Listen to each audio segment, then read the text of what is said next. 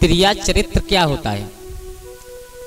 त्रिया चरित्र जानने के लिए इंसान को क्या करना पड़ता है? कैसे समझ में आता है कि त्रिया चरित्र है क्या? दोस्तों, हमारी तुम्हारी तो औकात क्या है? आज तक देवता लोग त्रिया चरित्र नहीं समझ पाए तो हम तुम समझेंगे क्या? तो नमस्कार दोस्तों, स्वागत है आपका हमारे गजब ज्ञान यूट्यूब चैनल में। दोस्तों, आज हम फिर हाजिर हुए हैं एक ऐसी ज्ञानवर्धक मोटिवेशनल कहानी लेकर के, जिस कहानी को सुनने के बाद आप लोगों को लगेगा कि हकीकत में त्रिया चरित्र होता क्या है, जो आज तक किसी की समझ में नहीं आता। तो दोस्तों, आप लोगों से निवेदन है, अगर आप हमारे चैनल पर नए दर्शक मेहमान बंधु बनकर के आए हैं तो प्लीज़ हमारे गजब ज्ञान यूट्यूब चैनल को सब्सक्राइब करें, बेल आइकन ऑन करें और अच्छे अच्छे कमेंट किया करें, जिससे कि आने वाली हर वीडियो का नोटिफिकेशन आप लोगों के पास सबसे पहले पहुंच सके और आप लोग उस वीडियो का फ़ायदा उठा सकें। और हाँ, आपसे निवेदन है, कृपया वीडियो को पूरा देखिए, क्योंकि हम लोग जो कहानी कहते हैं उस कहानी से कुछ ना कुछ निकलता जरूर है। अगर उस कहानी को सोचा जाए सुनने के बाद में, तो कुछ ना कुछ हमारे जीवन में सिखाने वाली बातें जरूर आती हैं। तो आ जाओ, आप लोगों का ज़्यादा समय बर्बाद ना करते हुए, ज़्यादा विलम्ब ना करते हुए गौर करते हैं कहानी की तरफ। कि ये कहानी है एक पनिहारी की, जो एक पनिहारी ने अपना त्रिया चरित्र कैसे दिखाया एक राहगीर इंसान को। दोस्तों, एक बार एक राजा एक घोड़ा पर सवार होकर के जंगल की तरफ जा रहा था शिकार खेलने के लिए। आप लोग जानते हो कि राजा महाराजाओं को और जंगल में शिकार खेलने का बहुत शौक हुआ करता है। चलता चला गया, पूरा दिन निकल गया उसे एक हिरन का पीछा करते करते, लेकिन उसके हाथों से कोई हिरन का वध नहीं हुआ, कोई हिरन नहीं मरा। मेरे भैया, उस राजा को बहुत तेज प्यास लगी थी, तो धीरे धीरे एक नगर के पास पहुंचाया। तो उस नगर के पास क्या देखा कि एक कुआं है और उस कुआं पर एक पनिहारी पानी भर रही है।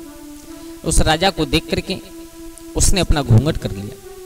उस राजा ने जाकर के बगैर सोचे समझे कुछ और उस पनिहारी से कहा, हमें इतनी तेज प्यास लगी है कि ऐसा मालूम पड़ता है मेरे प्राण निकले जा रहे हो।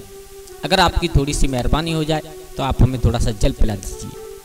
मेरे भैया, उस पनिहारी ने ज़्यादा न सोच विचार कर और उस राजा को अपने हाथों से अपने घड़ा से जल पिलाया। जब उस राजा ने जल पिया, अपनी प्यास बुझाई, उसके पास में जो अश्व था, जो घोड़ा था, उस घोड़ा को भी जल पिलाया। जब दोनों पानी पी करके फ्री हुए तो उस राजा के दिमाग में एक बात आई और उस राजा ने उस पनिहारी से कहा, सुनो, अगर तुम बुरा ना मानो तो मैं तुमसे एक सवाल कर सकता हूँ। उस पनिहारी ने थोड़ा डरते हुए कहा, चलो कोई बात नहीं है, कर दीजिएगा। क्या सवाल है आपका? अगर उचित होगा तो मैं उसका उत्तर जरूर दूंगी। घूंघट की आड़ में है मेरे भैया। तो उस राजा को अब मालूम पड़ गया कि हमसे कुछ नहीं कहेगी, तो उस पनिहारी से उस राजा ने प्रश्न किया है, सुनो, मुझे आप केवल एक बात बता दीजिए। क्या? बोले, आप ये बता दीजिए कि आज तक देवता भी त्रिया चरित्र नहीं समझ पाए, ऐसा कारण क्या है? त्रिया चरित्र होता क्या है, जो देवता लोग भी नहीं समझ पाते।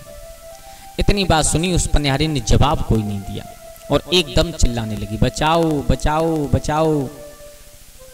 इतनी भयंकर बुरी तरीका से रोने लगी कि गांव में आवाज पहुंच गई। उस नगर के लोग हाथ में लाठियां लेकर के आने लगे। अब तो राजा के पसीना पसीना हो गया। बोले, भगवान, मैंने ये क्या पूछ लिया और ज्यादा कुछ गलत भी नहीं पूछा है, जो इसने इतना सब कुछ कर दिया। मेरे भैया, उस राजा ने हाथ जोड़ करके कहा, बहन, ये बता तू, मैंने तुझसे कोई गलत प्रश्न नहीं पूछा है, मैंने तुझसे कोई गलत बात नहीं पूछी है। अच्छा ये बता, ये लोग लाठी लेकर के क्यों आ रहे हैं और ये क्या करवाना चाहती है तू? तो उसने कहा पनिहारी ने, सुनो, मैं ये चाहती हूँ कि ये लोग आकर के तुम्हारी पिटाई करें और इतनी पिटाई करें कि तुम बेहोश हो जाओ। बोले, ऐसा क्यों? मैंने गलती कौन सी की? बोले, तुमने कोई गलती नहीं की। तो उस राजा हाथ जोड़ करके उस पनिहारी के पैरों में बैठ गया। वो लोग लाठी लेकर के दौड़ते हुए चले आ रहे हैं। अब उसको थोड़ी सी दया आई और दया आने के बाद उस पनिहारी ने अपना घड़ा उठा करके अपने सर से उस पानी को अपने ऊपर डाल लिया। मेरे भैया, जब पानी ऊपर पड़ा तब तक लोग पास में आ चुके थे। राजा बैठा बैठा देख रहा है कि ये कर क्या रही है। तब तक वो लोग पास में आ गए। बोले, क्या हुआ, क्यों चिल्ला रही थी तुम, कारण क्या है? बोले, कुछ नहीं, आप लोगों ने आने में थोड़ी देर कर दी। बोले, क्यों? बोले, मैं इस कुएं में गिर गई थी। क्या? बोले, हाँ, देखो मैं पूरी भीग चुकी हूँ, इस कुएं में गिर गई थी। भला हो इस राजा का, भला हो इस राहगीर का, जो अगर ये समय पर नहीं आता तो शायद मैं मर जाती। इसने आकर के मुझे निकाल लिया और मेरी जान बचाई। राजा आंखें फाड़े हुए देख रहा। मेरे भैया सब गांव वालों ने मिलजुल करके उस राजा का बड़ा सम्मान किया, अपने कंधे पर उठा लिया, मान सम्मान दे करके उसे उचित इनाम दे करके जब गांव वाले वहां से चले गए, तब उस राजा ने कहा, बहन मेरी समझ में नहीं आई कि तुमने इन लोगों को बुलाया क्यों, और फिर बुलाया तो फिर मुझे बचाया क्यों। तब उसने कहा पनिहारी ने, राजन तुम बड़े बेवकूफ़ हो। बोले क्यों? बोले तुम बेवकूफ़ इसलिए हो कि यही त्रिया चरित्र होता है, यही त्रिया चरित्र होता है। तुम्हारी समझ में कुछ आया? बोले कुछ नहीं। अगर मैं चाहूँ तो मैं तुम्हें यहाँ पर पिटवा भी सकती थी, तुम्हारी हड्डी पसली तोड़वा सकती थी, और मैंने ऐसा किया, तुम्हें पिटवाना चाहा। लेकिन फिर अगर आपने मेरे मतलब मुझसे क्षमा मांगी, मेरे पैर पकड़े, तो मैंने तुरंत 1 सेकंड में तुम्हें बचा लिया। इसके लिए चाहे कुछ करना पड़े, लेकिन मैं चाहती तो तुम्हें पिटवा सकती थी, और चाहा तो मैंने तुम्हें बचा लिया। यही होता है त्रिया चरित्र।